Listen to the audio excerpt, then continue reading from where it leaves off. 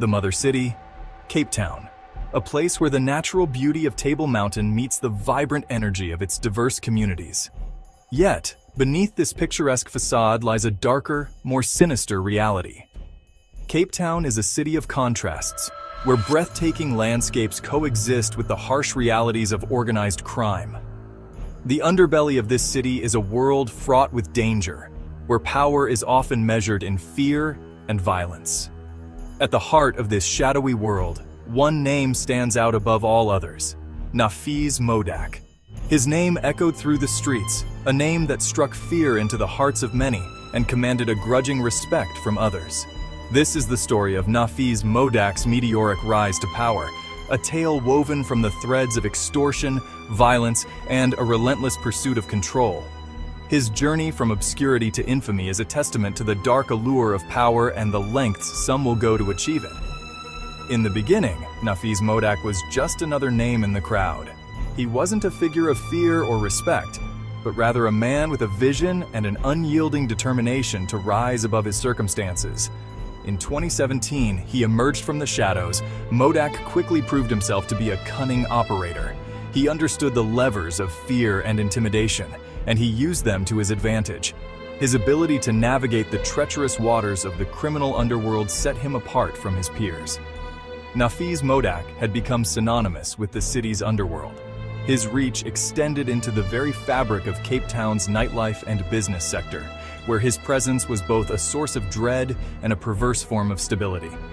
This is where our story begins, in the heart of a criminal empire built on intimidation and violence. As we delve deeper into the life and times of Nafiz Modack, we uncover the intricate web of alliances, betrayals, and power plays that defined his rise to the top. Don't forget to subscribe to my channel. Modack's journey into the heart of Cape Town's underworld began in the nightclubs. These vibrant, chaotic spaces were more than just places of entertainment. They were the breeding grounds for illicit activities and power plays. It was here, amidst the pulsating music and the flow of illicit substances, that he learned the art of control. The nightclubs were a microcosm of the larger criminal world, where every transaction, every exchange, was a lesson in power dynamics. Starting as a bouncer, Modack quickly understood the power dynamics at play, the unspoken language of threats and the currency of fear. The role of a bouncer was not just to keep the peace, but to enforce a certain order, a hierarchy that was invisible to the untrained eye. In August 2013, a man by the name of Randolph Jorberg opened a club called Beer House in the busy street of Long Street. On his interview with Carte Blanche, he claims 3 days after opening the beer house, a man came to his club with a proposal to offer protection services, which he declined. But that didn't end there, because as time goes, his club faced a lot of threats and intimidation from the underworld which he stood against. In a CCTV footage, they were seen intimidating everyone, including the staff, and one of them was a 33-year-old Congolese bouncer, Kanyona. Then after that incident, a man by the name of Hussein Talib came to meet with the club owner Randolph Jorberg at Abd, and the knife was left in his neck when the men fled. Kanyona was declared dead at the scene. And for Randolph Jorberg, the message was clear. That's when he decided to pay the protection fee. Until in 2017, that's when Nafiz Modack came into the extortion security services. As Nafiz Modack would face legal battles, he would be represented by a lawyer called William Booth. William Booth, known for his sharp legal mind and his ability to navigate the murky waters of South Africa's criminal underworld, he had numerous enemies over the years. His representation of controversial figures had placed him in the crosshairs of powerful criminal syndicates, including Nafiz Modack, as times goes. This is due to the fact that William Booth was also representing Nafiz Modack's enemies, and Nafiz Modack felt he knew too much of his business. The morning of April 9, 2020, began like any other for William Booth. He had no inkling that this day would mark a significant turning point in his life and career. As Booth prepared to leave his home in the quiet, leafy suburb of Higgovale, a sinister plot was unfolding around him. Booth stepped out of his house, unaware that hired assassins lay in wait. As he approached his car, shots rang out. The attackers, clearly intent on eliminating him, fired multiple rounds. Miraculously, Booth managed to escape unharmed, though shaken. The police investigation into the failed assassination attempt quickly pointed to Nafiz Modack. Speaking about police investigation, Charles Kinnear was a top cop who was investigating Nafiz Modack, including 8 high-ranking police officers who allegedly in Modack's pocket. This was later confirmed by the Independent Police Investigative Directorate (IPID) report, which stated that there was a rogue unit in the Western Cape Crime Intelligence Division of SAPS and commended Kinnear's investigation of corruption within the organization. On the 18th of September 2020 at around 15:03, as he was leaving his home in Bishop Lavis, Cape Town. He was shot multiple times in the upper body whilst seated in the driver's seat of his white Toyota Corolla, resulting in his death. Nafiz Modack, Zane Killian, and 2 additional suspects, Amal Janchis and Janik Adonis, were arrested and charged for Kinnear's murder in 2021. Zane Killian is a former rugby player who had turned into a debt collector. Recordings made by Janchis indicated that a prior unsuccessful attempt on Kinnear's life had been made when a hand grenade failed to detonate in front of Kinnear's home on the 23rd of November 2019. Following the first attempt, a police detail was instructed to guard Kinnear's home, but was removed on the 19th of December 2019. As of January 2022, the IPID had lodged 2 criminal charges against National Police Commissioner Kayla Sitole for refusing to cooperate with its investigation into Kinnear's murder. In April 2022, one suspect, Fariz Smith, a self-confessed member of the Junkie Funky Kids street gang, pleaded guilty of attempting to assassinate Kinnear at his home in November 2019. Smith's attempted assassination of Kinnear failed when the grenade he was given to implement the assassination with fell out of his pocket in view of police officers stationed outside Kinnear's home. Smith was convicted of attempted murder, illegal possession of explosives, and contravening the Prevention of Organized Crime Act. According to the state, Zane Killian's involvement in the murder of Kinnear and the attempted murder of Booth was that he pinged their phones from the early hours of the day of the incidents and shortly after the shots were fired. Killian allegedly pinged Kinnear's phone 2116 times until he was killed, and Booth's phone 500 times on the day of the attempt on his life. Pinging a cell phone provides a signal revealing the phone's location, which in these cases was allegedly shared with those carrying out the attacks.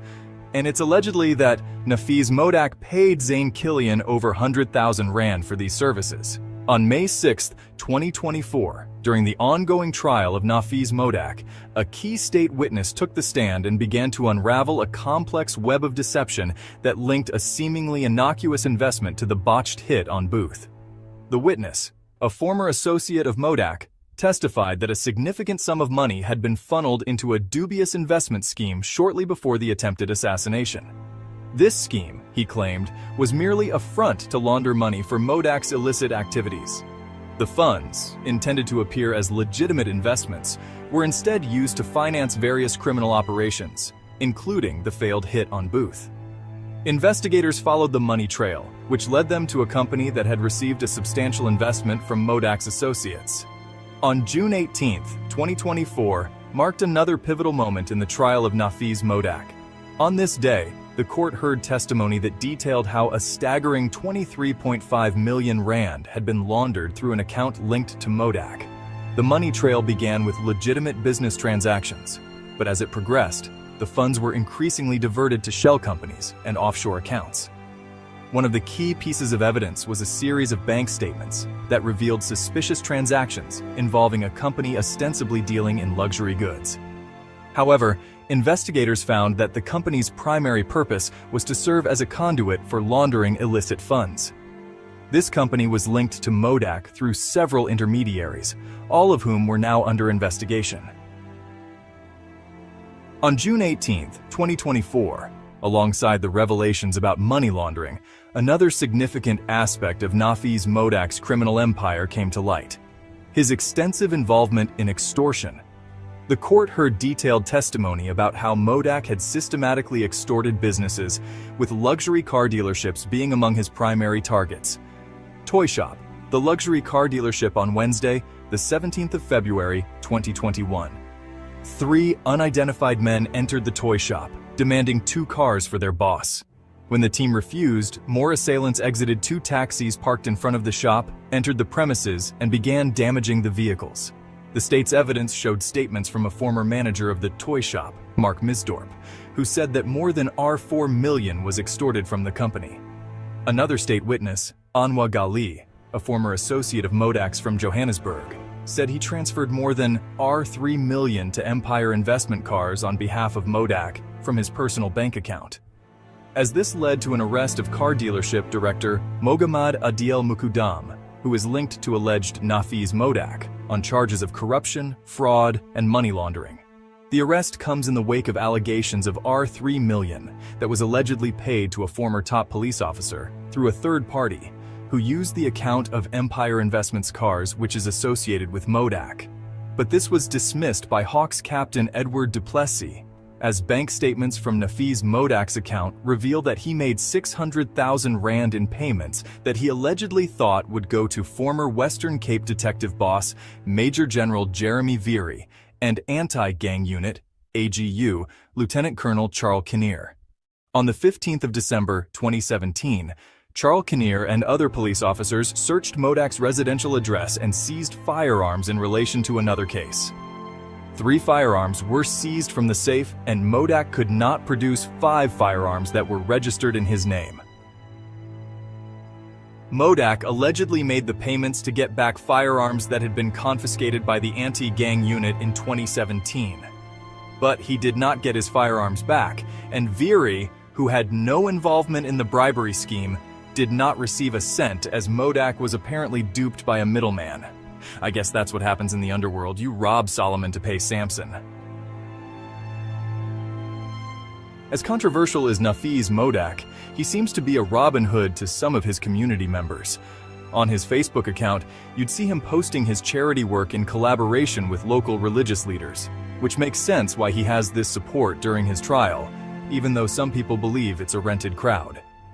But his inspiration from the convicted criminal boss Radovan Krejcir clouds his charity work, making him the Al Capone, Vincent Gigante, and John Gotti of Cape Town.